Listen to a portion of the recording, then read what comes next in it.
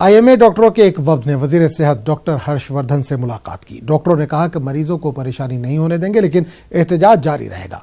आपको बता दें कि मगरबी बंगाल की ममता बनर्जी हुकूमत के खिलाफ डॉक्टरों का एहतजाज जारी है। दिल्ली, हैदराबाद, महाराष्ट्र, बंगाल और पटना समेत मुल्क के कई रियासतों में भी डॉक्टरों का एहतजाज जारी है। इस बीच मरीजों की हालत खस्ता है, ओपीडी खिदमात मुतासिर है। हालांकि इंडियन मेडिकल एसोसिएशन ने कहा है कि इमरजेंसी खिदमात बंद नहीं होंगी। उधर एहतजाजी डॉक्टरों ने मांग की है कि ममता बनर्जी जख्मी डॉक्टरों से मुलाकात करें और इन पर किए गए हमले की मजम्मत करें। इस बीच ममता हुकूमत ने डॉक्टरों से बातचीत की पेशकश की है, लेकिन अगर इस मसले को कोई हल नहीं निकलता है तो इस सूरत में इंडियन मेडिकल एसोसिएशन 17 जून को मुल्कगीर पैमाने पर हड़ताल करेगी। और इस पूरे मामले पर बात करने के लिए हम सीधे रुख करेंगे दिल्ली का, जहां से हमारी नुमाइंदा देबोश्री इस वक्त सीधे तौर पर जुड़ रही हैं। देबो, आईएमए के डॉक्टरों ने हर्षवर्धन से मुलाकात की है, क्या कुछ नतीजा निकलता नजर आ रहा है?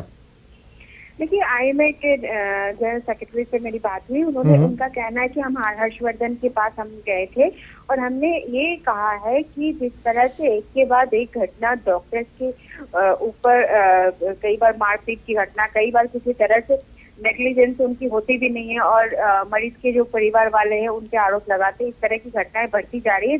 उस चीज के उसके वजह से डॉक्टर्स कई बार जो होते हैं वो सेफ नहीं फील कर रहे हैं, जिस तरह की एनआरएस में हुआ है या उसके पहले भी हो चुका है।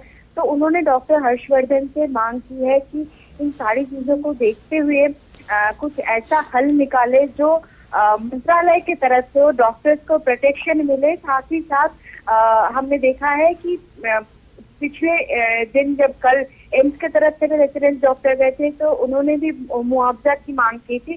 तो कुल मिला के देखा जाए तो आईएमए की तरफ से डॉक्टर्स के प्रोटेक्शन के लिए कुछ ऐसा रूल्स एंड रेगुलेशन, ऐसी कोई कानून लाने की बात कर रहे हैं कि जिससे डॉक्टर्स जो है प्रोटेक्टेड फील करें। साथ ही साथ उन्होंने ये भी कहा है कि जिस तरह से चीजें चल रही है, अगर अगले 2 दिनों में नहीं सुलझता है तो आईएमए के तरफ से ये कहा गया कि 17 जून को वो स्ट्राइक में रहेंगे, जिसमें सिर्फ इमरजेंसी ओपन रहेगा, बाकी ओपीडी ओटी सारे बंद रहेंगे। पूरे देश भर में ये स्ट्राइक होगा और उसी के साथ जितने भी डॉक्टर्स के साथ मेडिकल प्रोफेशन से जितने भी लोग जुड़े हुए हैं वो इस स्ट्राइक में जाएंगे। लेकिन उनका कहना था, साथ ही साथ उनका ये आईएमए की तरफ से ये भी कहा गया है कि चूंकि कल उन्होंने देखा था, डॉक्टर हर्षवर्धन ने कहा है, आश्वासन दिया है कि इस चीज को देखेंगे, इसीलिए आज वो लोग सारे लोग गए और डॉक्टर हर्षवर्धन के साथ मीटिंग की।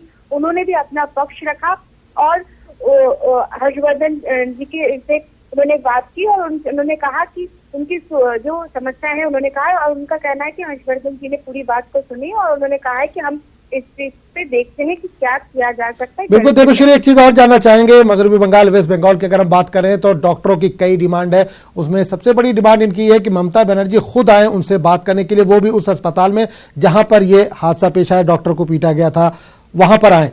अगर ममता बनर्जी इनकी बात को नहीं मानती हैं तो क्या मुल्क भर में मुश्किलात पेश आ सकती हैं इमरजेंसी खिदमात में भी?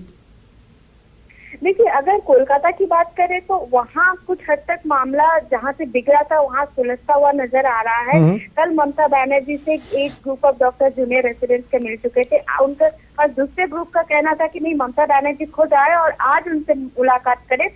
अब देखना होगा कि दिल्ली के रेसिडेंट डॉक्टर एम्स की तरफ से कहा गया था, ममता बनर्जी क्या कदम उठाती है उस पे डिपेंड करेगा कि वो अपना स्ट्राइक आगे और भी करते हैं या नहीं करते हैं।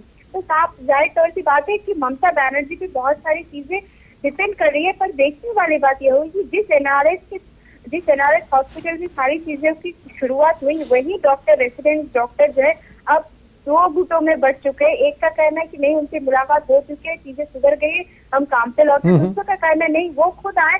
तो मामला सिर्फ रेसिडेंट डॉक्टर, कोलकाता में मामला सिर्फ रेसिडेंट डॉक्टर्स या प्रशासन सरकार के बीच नहीं है, मामला अब कहीं ना कहीं सेंट्रलाइज हो गया सकते हैं कि पॉलिटिकल की तरफ भी जा रही है। हाँ जी, चलिए देबोश्री, से तमाम जानकारी के लिए बहुत बहुत शुक्रिया आपका।